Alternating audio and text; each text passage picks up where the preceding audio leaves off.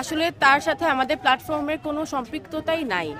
ধর্ষণ বিরোধী মঞ্চ আসলে কেন তাদেরকে স্থগিত করেছে এবং আমরা কেন এখনো কন্টিনিউ করছি।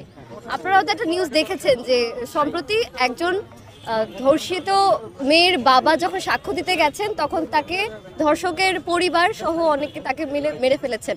তো এই যে সাক্ষীর যে সুরক্ষাটা আমাদের বর্তমান বিচার ব্যবস্থা দিতে পারছে না এবং আমাদের 9 দফার দাবির মধ্যে যে আইনের সংস্কার রয়েছে, ধর্ষণের আইনের সংস্কার রয়েছে, তার মধ্যে এই যে সুরক্ষা, সাক্ষীর যে সুরক্ষার ব্যবস্থা করা, এটাও আমাদের একটা দাবি ছিল।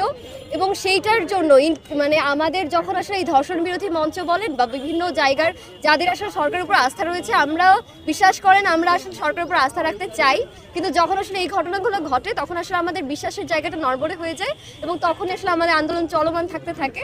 এবং ভবিষ্যতে আমরা সেটা চাইবো যেন এই ধর্ষিতা থেকে শুরু করে যত সাক্ষী রয়েছেন প্রত্যেকের সুরক্ষা আসলে এই রাষ্ট্রের দেওয়া দায়িত্ব এবং বিচার করার দায়িত্ব তো অবশ্যই রাষ্ট্রের এবং পাশাপাশি সুরক্ষা নিশ্চিত করতে হবে। এবং সেই জন্যই আমাদের এই 9 দফা দাবি বাস্তবায়ন করা পর্যন্ত আমরা আমাদের আন্দোলন চালিয়ে যেতে চাই এবং আমরা স্মারকলিপিও দিয়ে আসতে চেয়েছিলাম। এবং আপনারা জানেন যে সেই দিন আসলে পুলিশি যেই বাহিনী রয়েছে তারা আসলে আমাদের উপরে কীভাবে হামলা করেছিল। লাকি একটা নামে একজন যাদের আপনাদের সম্পৃক্ততা বলা হচ্ছে, তাদের সাথে আপনাদের সম্পৃক্ততা ক্লিয়ার করবেন? আসলে তার সাথে আমাদের প্ল্যাটফর্মের কোনো সম্পৃক্ততাই নাই।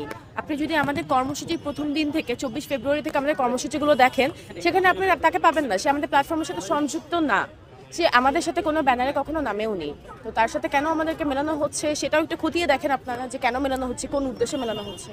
আপনাদের আন্দোলনটা ছিল ধর্ষণ এবং নিপীড়ন বিরোধী, কিন্তু সেটা ভিন্নভাবে ভিন্ন রূপে কেন ভিন্ন দিকে গেল? ভিন্ন দিকে কোন দিকে গিয়েছে? এখন এই জাতীয় সমালোচনা কেন হচ্ছে? এটাই হচ্ছে আপনারা সাংবাদিক, আপনারা একটু ঘাটাঘাটি করেন যে ভিন্ন দিকে কারা নিয়ে গেল, কেন আমাদের উপর পুলিশ হামলা করলো। যেখানে আমাদেরই যদি পুলিশের উপর হামলা করার ইচ্ছা থাকতো সেটা আমরা 24 ফেব্রুয়ারিতে করতে পারতাম। সেদিন আমরা পুলিশের মুখোমুখি হয়েছিলাম। সেই একইভাবে স্মারকলিপি দিতে যে 11ই মার্চে যখন আমরা যাই, সেই সময়ে পুলিশ আমাদের উপর বাকবিতণ্ডার সময় না দিয়ে আমাদের উপর হামলা করলো। পেছন থেকে একজন নর্মাল আমাদের মতো মানুষ এসে একজনের ঘাট চেপে ধরলো। তাকে যখন সবাই রেজিস্ট করলো তখন দেখা গেল যে সে সিভিল পোশাকে পুলিশ।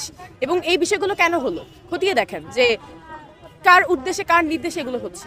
পুলিশ অভিযোগ করছে আপনারা আসলে উদ্দেশ্যপ্রণোদিতভাবে আগে পুলিশের উপর হামলা করেছেন। আপনারা ওই যে ভিডিওটা ছড়িয়েছে, পুলিশে ছেড়েছে, সেগুলো হচ্ছে 2 দফা হামলা হওয়ার পরের ভিডিও। আপনারা লাইভ পাবেন, আপনারা শুরু থেকে মিছিলের শুরু থেকে ভিডিও পাবেন, সেগুলো দেখেন কারা হামলা আগে করেছে। এবং বাকবিতণ্ডাটা চলে, রোধ প্রতিরোধ চলে পুলিশের সাথে, প্রত্যেকটা মিছিলেই চলে। মুখোমুখি হলে সেদিন সেটা সময় না দিয়ে পুলিশ হামলা করে, লাঠিচার্জ করে। একটা অভিযোগ করেছে যে আপনারা একই ব্যানারে বিভিন্ন আন্দোলন করে থাকেন, বিভিন্ন ইস্যুতেই, মানে বেশিরভাগ ইস্যুতেই আপনারা আন্দোলন অভিযোগ আপনার প্রশাসন থেকে করেছে।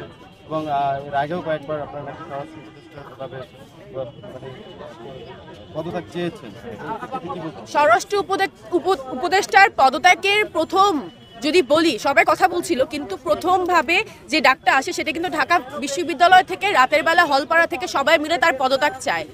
মানুষজন এতদিন হয়ে গেছে, এত মাস হয়ে গেছে, সে তার দায়িত্ব পালন করতে পারছে না। এবং আমাদের এই ধর্ষণ নির্যাতনের বিরুদ্ধে প্ল্যাটফর্মের আন্ডারে কী কী কর্মসূচি হয়েছে সেটা এই গ্রুপে এবং পেজে আপনারা পাবেন। আমরা ধর্ষণ ও নিপীড়নের বিরুদ্ধে কথাটা বলছি। অনেক কিছু আছে আন্দোলন প্রতিবাদ জানানোর মতো, বাট আমাদের ফোকাস এখানেই। আমরা এখনও এখানেই ফোকাস রাখতে চাই, যদিও না আমাদের উপর মামলা করা হয়েছে, মিথ্যা মামলা।